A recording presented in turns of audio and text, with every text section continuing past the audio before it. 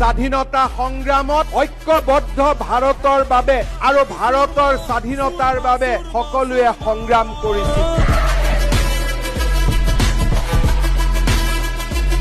আমাৰ তিনিবৰণীয়া জাতীয় পতাকাখন প্ৰতিগৰাকী ভাৰতীয়ৰ আবেগ আৰু স্বাভিমানৰ প্ৰতীক।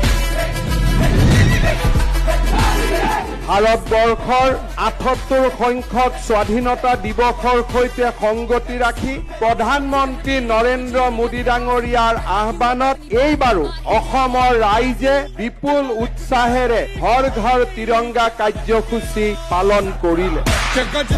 मिलन बधाइयां